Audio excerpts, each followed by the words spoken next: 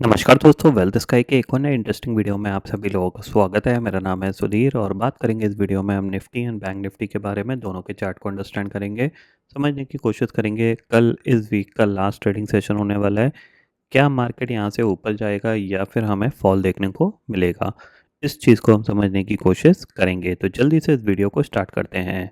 Video start करने से पहले सबसे पहले बात कर लेते हैं, आज निफ्टी की एक्सपायरी थी और एग्जैक्टली हमने जो कल चैनल मार्क किया था उसी के बीच में ही यहाँ पे निफ्टी ट्रेड करता हुआ दिखाई दिया। ऊपर खुला, खुलने के साथ 3 कैंडल में ये नीचे की तरफ आ गया और ऑलमोस्ट नीचे ये टाइम पास करने लग गया था। तो इसीलिए मैंने कल आपको एक पॉइंट बताया था, कुछ बड़ा नहीं होने वाला तो ज़्यादा बड़ा एडवेंचर मत करिएगा, क्योंकि आप ट्रैप हो जाओगे। क्योंकि अगर देखा जाए तो ऊपर से नीचे आया तो 23,700 की पुट में जिन लोगों ने काम किया होगा उनको डेफिनेटली एक ठीक ठाक सा प्रॉफिट मिल गया होगा। बट उसके बाद के जो ऑप्शन से 10-12 पॉइंट से ज़्यादा वो जंप नहीं किए थे, उसके बाद वो पूरा साइडवेज चला गया था और धीरे धीरे टाइम डिके यहाँ पे लगता रहा। ठीक है, अब हमें यहाँ पे समझना है कि ऑलरेडी कह सकते हैं कि हमने एक मोमेंट यहाँ पे जो हुआ था, ठीक है, ये जो मोमेंट हुआ बड़ा, उस मोमेंट के बाद हमने एक दिन ये कंसोलिडेशन कर लिया है और आज का दिन भी हमने कंसोलिडेशन करके एक कह सकते हैं यहाँ से रिट्रेसमेंट भी कर लिया है।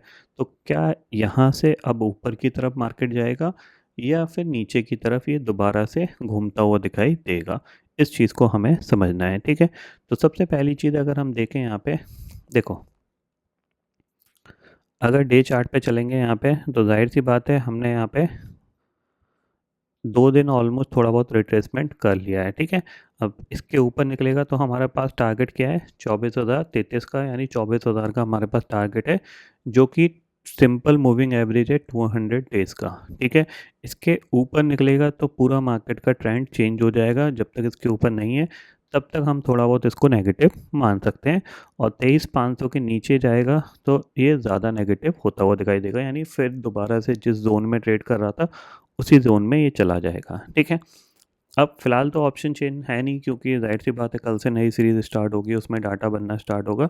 बट हम थ्योरेटिकली यहाँ पे अगर चार्ट को अंडरस्टैंड करें तो देखो यहाँ पे क्या है, 15 मिनट टाइम फ्रेम के हिसाब से हमें क्या दिख रहा है, यहाँ पे एक पर्टिकुलर रेजिस्टेंस पॉइंट बना है जो कि ये एक ट्रेंड लाइन का है। ठीक है, तो इसके ऊपर निकलेगा, यानी 23,700 के ऊपर निकलेगा तो हम क्या करेंगे, इसको बाय करेंगे। टारगेट हमारा पहला होना चाहिए क्या, 23,800 पहला टारगेट होगा, और 23,800 के ऊपर सस्टेन करना स्टार्ट कर गया तो फिर हम 23,900 950 का टारगेट लेके चल सकते हैं। ठीक है, इतना आप क्लियरली समझ लीजिए।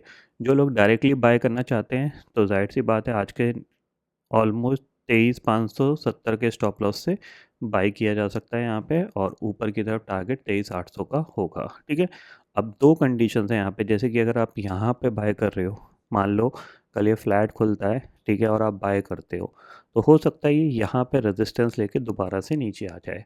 ठीक है, तो उससे अच्छा ये है कि 23,700 क्रॉस करता है और दोबारा से रिट्रेस करता है, इस तरीके से आप बाय कर सकते हो। ठीक है, सिंपल सी चीज़ है। जब तक इस चैनल के अंदर ट्रेड कर रहा है या यहाँ पे रेजिस्टेंस ले रहा है 23,700 पे, तो यहाँ पे आपका शॉर्ट बनता है, क्योंकि मार्केट क्या कर रहा है, पर्टिकुलर लेवल पे यहाँ पे क्या कर रहा है, ये रेजिस्टेंस फेस कर रहा है। ठीक है, आज भी ये यहाँ पे गया, रेजिस्टेंस फेस करके नीचे आया है। ठीक है, तो हमेशा रेजिस्टेंस के बाद एक नया लो बना है, तो हो सकता है यहाँ पे ये दोबारा से 23,700 पे जाए, वहाँ से ये दोबारा से नीचे आके 23,500 की तरफ मूव कर सकता है। क्यों, क्योंकि यहाँ पे एक गैप भी है। ठीक है, और इस गैप को अभी इसने फिल नहीं किया है। ठीक है, ये पॉइंट आप ध्यान में ज़रूर रखिएगा। ठीक है, तो 23,700 के ऊपर निकलेगा तो हम बाय करेंगे, जब तक 23,700 के नीचे है थोड़ा सा पुल बैक आता है, कोई भी नेगेटिव प्राइस एक्शन मिलता है तो हम यहाँ पे सेल करके काम कर सकते हैं। ठीक है, दोनों साइड का व्यू इसलिए बता रहा हूँ मैं। नॉर्मली होता क्या है, जैसे कि देखो, जब तक 23,500 के ऊपर है तब तक ये पॉजिटिव है। ठीक है, बट होता क्या है, कभी कभी मार्केट क्या करता है, यहाँ से एक मूवमेंट करेगा ऊपर की तरफ और फिर ये तेज़ी से नीचे की तरफ आ जाता है। ठीक है, तो हमें पता होना चाहिए कि कहाँ से वो आ सकता है। हो सकता है 23,700 से आ जाए, या फिर हो सकता है जब ये मूवमेंट करके 23,700 निकाल रहा है तो ऊपर ही मूव करता चला जाए। तो हमारे लिए जो इम्पोर्टेंट लेवल क्या है, वो है 23,700। इसके ऊपर ट्रेड करेगा हमारे लिए पॉजिटिव है, इसके नीचे ट्रेड करेगा हमारे लिए नेगेटिव है। तो हमें एक क्लियर डायरेक्शन मिल रही है, 23,700 के नीचे शॉर्ट साइड की अपॉर्चुनिटी ढूंढेंगे, 23,700 के ऊपर बाइंग की अपॉर्चुनिटी ढूंढेंगे। अगर नीचे जाता है ये, मान लो यहाँ से ये नीचे गिरना स्टार्ट होता है, तो हमारे पास 23,400 का टारगेट क्लियरली यहाँ पे बना हुआ है, ठीक है। इतना आपको क्लियरली यहाँ पे निफ्टी में दिख रहा होगा, ठीक है, क्योंकि नीचे ये गैप्स हैं, ठीक है। एक गैप यहाँ पे ये क्रिएटेड है, ठीक है, उसके बाद फिर इसने ये गैप बनाया, ठीक है। तो कहीं ना कहीं यहाँ तक निफ्टी आ सकता है, जो कि अराउंड 23,350 का लेवल बन रहा है, ठीक है। वहीं अगर हम बैंक निफ्टी की बात करें तो बैंक निफ्टी के लिए भी इम्पॉर्टेंट है, क्यों? क्योंकि बैंक निफ्टी में भी अराउंड 49,500 से लेकर 49,250 के बीच में एक गैप है। ये गैप दोनों जगह है, ठीक है, ये ध्यान में रखना। यहाँ पे भी ये गैप है और ये गैप यहाँ पे भी है। तो हमें क्या करना है, हमें सिंपल सी चीज़ है, अगर ये 50 या 500 के ऊपर निकल नहीं पाता है, मतलब यहाँ से ये जाता है और दोबारा से नहीं निकल पाता है, तो फिर ये दोबारा से ये नीचे आने की कोशिश कर सकता है। मतलब इस तरीके से ये ऊपर गया, ठीक है, और फिर ये इस तरीके से नीचे आ सकता है, जाहिर सी बात है। तो हमारे पास सिंपल सी चीज़ होनी चाहिए, 50,250 के नीचे हम इसको सेल करेंगे, ठीक है। 50,250 के नीचे हमारा सेलिंग रहेगा यहाँ पे, और टारगेट जो हम लेके चलेंगे थोड़ा सा बड़ा लेके चल सकते हैं, वो ले सकते हैं 49,750 का, और 49,750 के बाद जो टारगेट होगा वो सीधा सीधा 49,250 का होगा। ये ज़रूर ध्यान में रखिएगा, ठीक है। तो बैंक निफ्टी सिंपल है आपका, इसके पास जो टारगेट है ऊपर की तरफ, मुझे लगता है वो टारगेट हिट होने के बाद ये नीचे आए तो ज़्यादा अच्छा है। टारगेट है अराउंड 50,880, इसके आसपास कहीं जाता है तो डेफिनेटली वहाँ पे दोबारा से इसको शॉर्ट किया जा सकता है, और नीचे अराउंड 49,300 तक के टारगेट हमें मिल सकते हैं। ये पॉइंट आपको ध्यान में रखना। उसके बाद ये हो सकता है कि यहाँ से दोबारा से, मतलब ऊपर गया, ऊपर से फिर ये नीचे आया, और फिर ये दोबारा से मूव करके ऊपर जा सकता है। क्योंकि निफ्टी, बैंक निफ्टी में कह सकते हैं कि ऊपर की तरफ बाइंग आई है, स्मॉल कैप मिड कैप में कुछ ज़्यादा बाइंग आई नहीं है। तो कह सकते हैं टेक्निकल वाइज यहाँ पे ये बाउंस बैक मिला है, क्योंकि ऑलरेडी हम 3 महीने से गिर रहे थे, तो टेक्निकली हम नीचे चले गए थे, अब दोबारा से बाउंस करके ऊपर आए हैं, तो अब दोबारा से हो सकता है धीरे धीरे नीचे की तरफ मूव कर सकते हैं, या फिर ये मंथ हम थोड़ा सा रेंज के अंदर टाइम पास कर सकते हैं। इतना आप ध्यान में रखिएगा।